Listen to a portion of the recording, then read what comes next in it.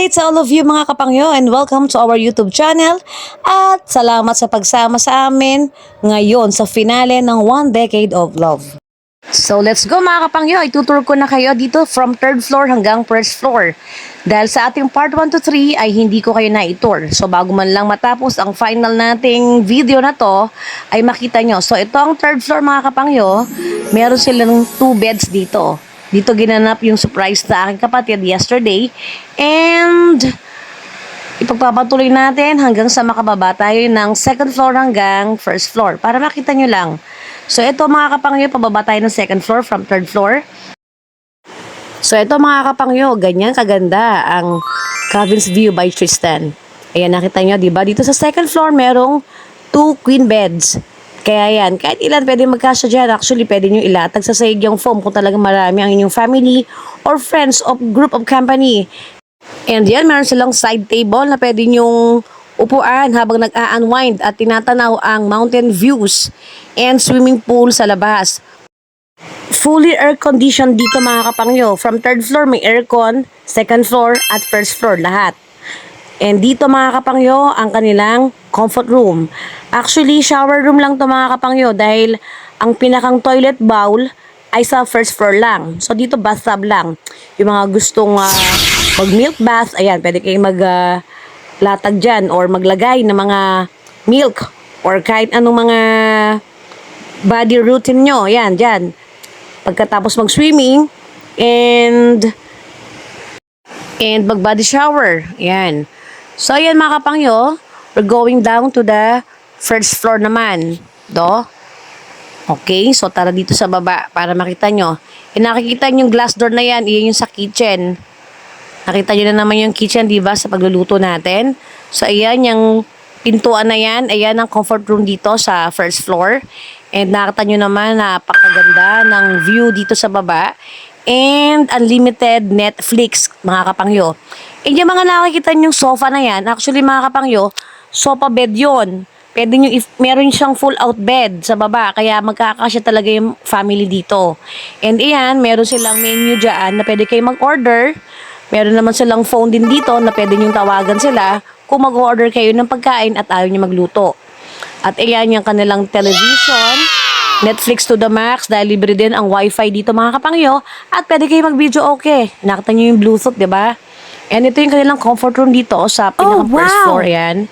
Meron silang touchscreen light sa mirror. And ito ang labas sa kanilang swimming pool.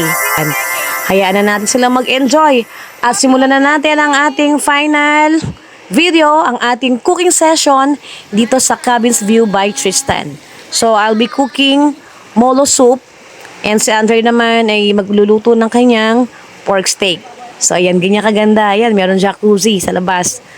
So, mga kapangyo, hopefully, nag-enjoy kayo at na well-informed kayo about dito sa Cabins View by Tristan. A few minutes later. So, what's up mga kapangyo? So, narito kami ngayon sa kitchen ni Cabins View. So, hello. Cabins View by Tristan. So, malamang iba sa inyo aware na dito, no? Dahil nagka-trending na rin to sa mga medias like TikTok and Facebook. So, malamang sa YouTube marami na rin to. And marami na rin mga vloggers ang nakadating dito para mag-vlog. Okay? So, ngayon, kami ni Andre narito para mag-vlog naman ng cooking session ni Kapangyo. So, welcome to Kapangyo's Kitchen here at Cabins View by Tristan. So, thank you so much for allowing us here, Sir Tristan. And dito, magluluto si Andre ng pork steak. And ako naman ay magagawa ng molo soup. So, ito na ang pork steak na lulutuin ni Andre. Gagawin niyang broth mga kapangyo, no? Soy sauce and oyster sauce. Plus, calamansi juice. Makukumpleto ang pork steak kung walang sibuyas. Calamansi, syempre. So, mag-a-adjust na lang tayo mga kapangyo sa calamansi kapag medyo kinulang sa panlasa nyo, ha? So, sa 1 kilo, usually, ang ginagamit lang namin ay 10 pieces of calamansi. So, ayan, pinag-iwalay lang ni Andre yung sibuyas. Meron din tayo ngayong crispy fried chicken. So, itong crispy fried chicken Oh, kagabi na wow. i-marinate naman ng aking sister. Nilagyan niya to ng garlic powder and konting kalamansi plus paminta. And ngayon, ito, na-iprito na natin. Nilagyan naman natin, na-i-coat natin siya sa crispy fry na lang. Hindi na tayo gumawa ng sarili nating all-purpose flour. So, ready-made crispy fry. Hindi niya inilagay yung sibuyas mga kapangyo. Ayan, no? Okay, so diyan na lang natin nilagay sa tissue. So, ayan, yung sibuyas mga kapangyo. Dadamihin niyo yung sibuyas. So, ayan, maglagay muna tayo ng panguna para may lasa naman yung pork pagka inilagay na natin doon sa sibuyas. So, ayan, ilagay na natin yung pork sa sibuyas. Hatiin natin yung sibuyas, ha? Yung pangalawa, mamaya natin yung gagamitin. So, okay, nung maisotay na niya yung pork dun sa sibuyas, inilagay na yung yung oyster sauce, soy sauce, at kalamansi. At ngayon, lalagyan din niya ng paminta para mas malasa mga kapangyo. So, na natin mga kapangyo for about 15 minutes. Kasi yung pinakang pork niya, na-i-half cook na niya kanina yon. Dahil nga tatagal tayong masyado sa oras, bilang lang yung oras natin dito sa resort. So, 6 p.m. mamaya, pa-out na tayo. Check natin mga kapangyo. Nakita niyo naman, di ba? Ang ganda! Sarap paglutuan ng kawali dito. Sarap ang ganda ng mga gamit ni Cavin's View. So, ayan. Konting-konti na lang mga kapangyo. So, mga 10 minutes, ilalagay na dyan yung another onions pa na pang toppings. So, ayan, dahil minarinate nga kagabi sa oyster sauce and soy sauce at nagawa pa ng another sauce, medyo maanat lang ng konti. So, ibalansin natin mga kapangyo ng sugar. So, lagyan natin ng half of teaspoon.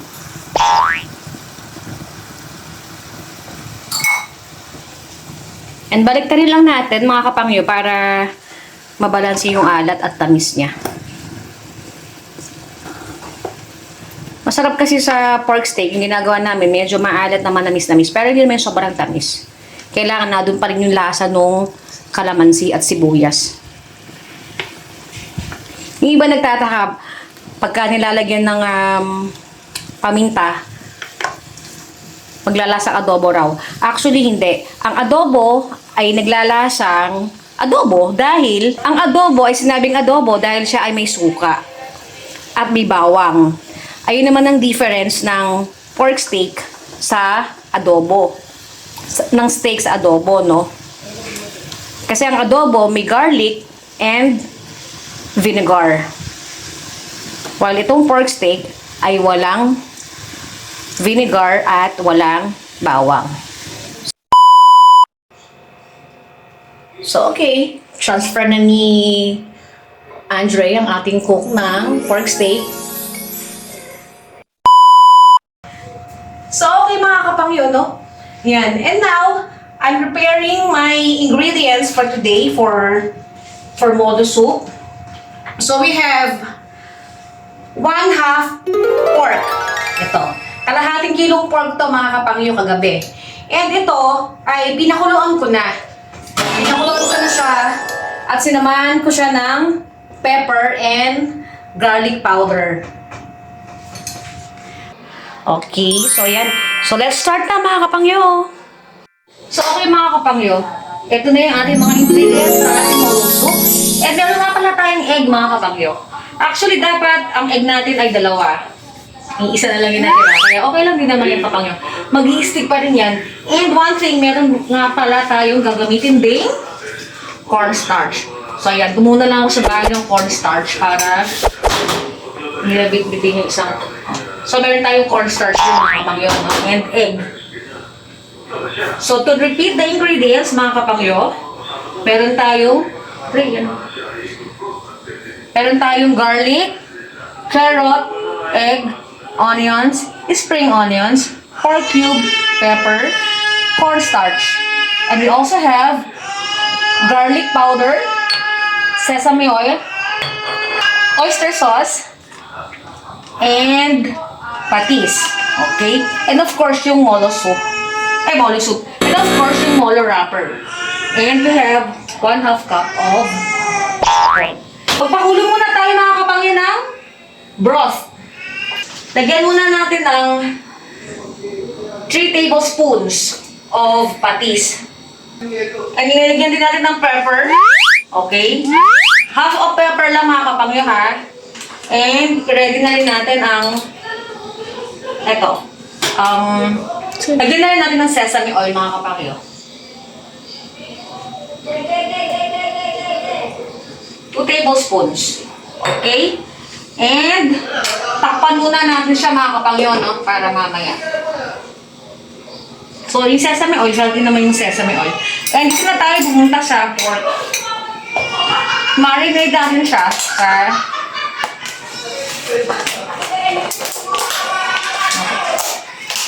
mamaya na yung pork. So, ilagay natin yung onions. And onion.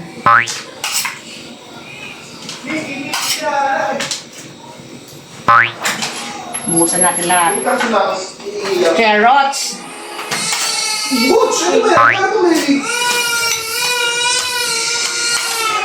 So, ayan, iniiyak na yung baby namin. Iniiyak na yung aming baby, ang pamangkin ko.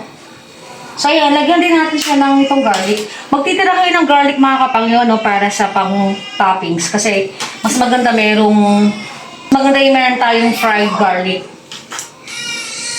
And lagyan din natin ng spring onions. Spring onions, magtitira din tayo para sa soup. Para doon sa broth na gagawin natin, ano. So, ayan.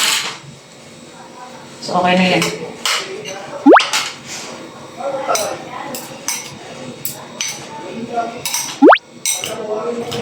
And syempre, lalagyan natin ng garlic powder.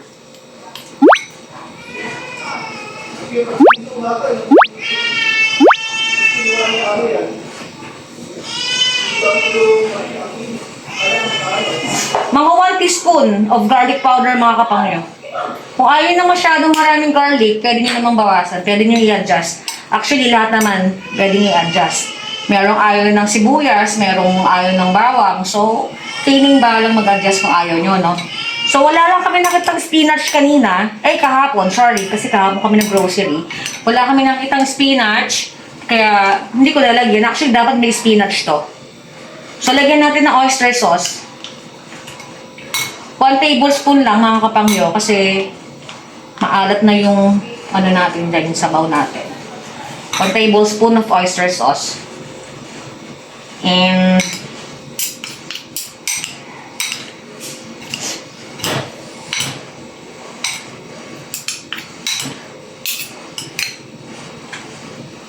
tama mo naman ako.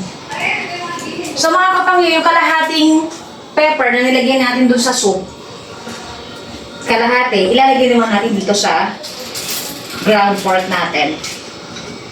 So yan. And syempre, ilalagay natin ng egg mga kapangyo. Papadagdag na rin yan ng nutrition plus pampastick na rin ito sa gagawin nating modo. And magastos talaga ako sa mga gamit ko pang no? Kasi ayoko nang madugong, ayoko nang makalat masyado. So lagyan natin siya ng 1 tablespoon of cornstarch. Okay na yan. Haluin lang na maigi mga kapangyo hanggang sa mag-well combine na siya. Yung baboy.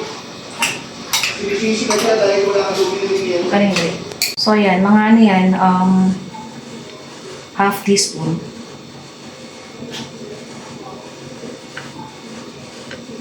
Hindi naman masarado. Making sure naman na kaya niyo pa siyang isarado mga kapangyo, no? So ayan ang gawin natin. Kasi kapag ginawa natin pa ganito lang siya, hindi yan magsasarado. So, lalagyan natin siya ng water pa rin. So, i-fold lang natin dyan. And, dito sa side dyan. Kasi, bubukas to eh. Kapag ito lang, sa ibabaw lang. So, ano yun natin sa kabilang side.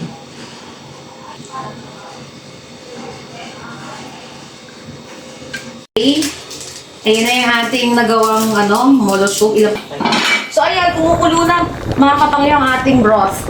Kailan natin ang ating molo.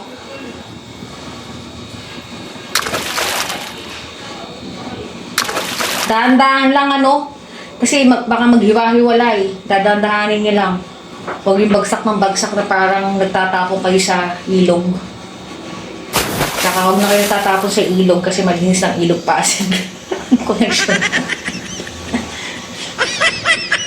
So, yan. Okay? So, yan mga kapangyo. Pakulungin lang natin siya ng mga 15 minutes. Sige. Another 15 minutes. Lagay natin actually mga kapangyo, pwede rin naman ang chicken cube kasi mas maganda talaga at mas masarap din kapag chicken cube ang ginagamit sa mga soup. Kahit pa pork yung laman nung pinakang molo wrapper niya. So, ayan. Then, nilagay natin yung spring onions na natira kanina. Ayan. Kasi yan yung magpapalasa rin. Parang sa lugaw, mga kapangyo. Spring onions, isa sa mga nagpapasarap sa lugaw.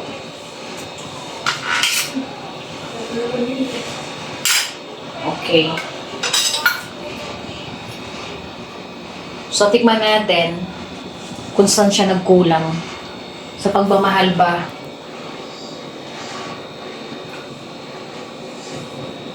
O sa utang?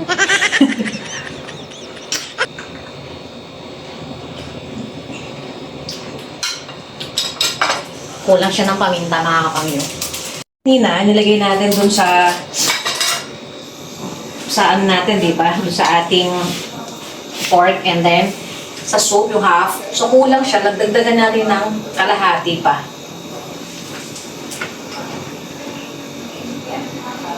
And konting patis.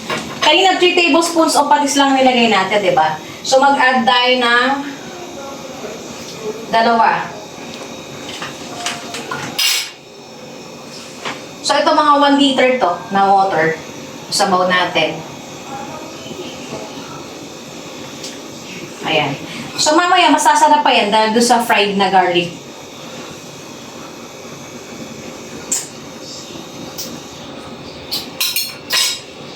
So, lagyan natin ng pinch of sugar. Konting sugar lang. Para lang mabalanse yung alat.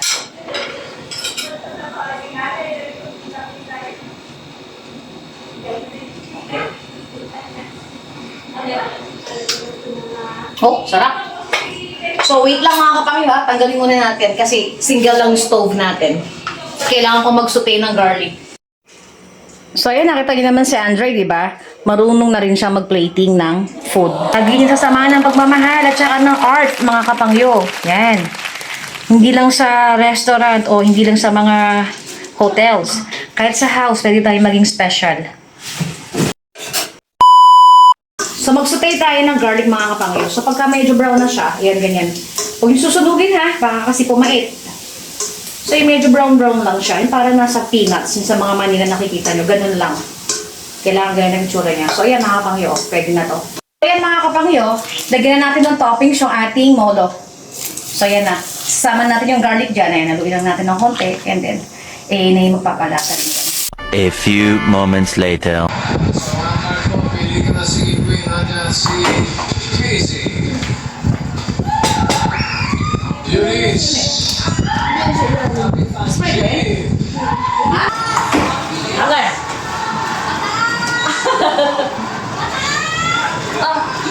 So, kakain na tayo mga kapangyo.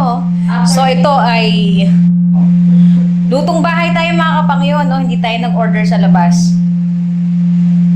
So, yan. Ang fried chicken ni Andre na minarinade ni Tita Ara niya last night. And ito, syempre, ang pork steak ni Andre. At ang molo soup at your service. Ayan.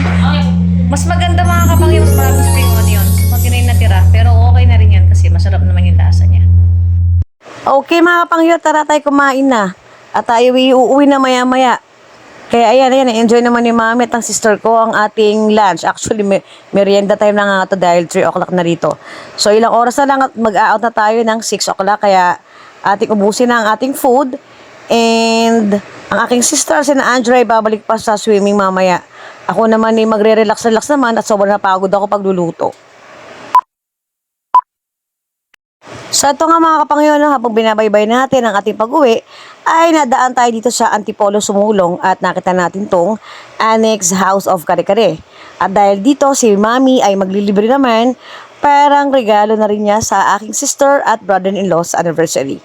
So ayan, hindi na tayo tapos kakakain Tara at ating subukan naman ng pagkain dito sa Annex House of Kare-Kare. For sure, masarap ang kare-kare dito. Kasi House of Kare-Kare, di ba? So ayan, maganda naman ang paligid dito at malinis. And marami rin mga tao Kapangyo, actually. Kanina pagpasok namin dito. And naglabasa na lang sila dahil siguro kayo na pa sila nakastay dyan. So yan mga Kapangyo, while waiting for our order, ito nga, tinitignan-tignan natin na marami rin mga ino-offer sila sa kanilang menu. Ayan, meron din daw sila dito snail and coconut sauce. May mga fried dalag din, which is magugustuhan ng mga matatanda. Tama sa pangalan nila, Annex House of Kare-Kare. It's really good. Okay. Okay siya. So try natin yung pancit canton nila mga Kapangyo.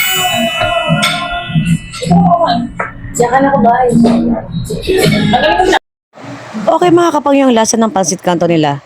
Yung condiments na ginamit nila ay masarap. Yung sauce. At marami siyang sahog. Meron siyang mga shrimp, meat, and actually marami yung liver na nakalagay dyan at saka yung meat at shrimp na pinaghalo-halo. So yung kanilang pancit ay napaka-authentic ng lasa. And sa sobrang hindi ko na ma-describe dahil talagang masarap ang pancit canton. A few moments later. So yan mga Kapangyo, tapos na tayo mag-dinner today dito sa Anne's House of Kare-Kare. So okay yung mga pagkain dito mga Kapangyo. So tara na mga Kapangyo, salamat sa pagsama sa amin. Last day pa sa Montalban, sa Cabins View by Tristan. And ito, at tayo nag-dinner naman sa Annex House of Kare-Kare. And now, tara na't makakauwi na tayo. And hopefully ang lahat ay nag-enjoy at nabusog sa lahat ng ating mga kinain. Thank you so much for watching. Always remember to thank God, do good, and believe in yourself. Subscribe for more videos to stay updated. And sa Sheni, side chan mga Kapangyo. God bless you all.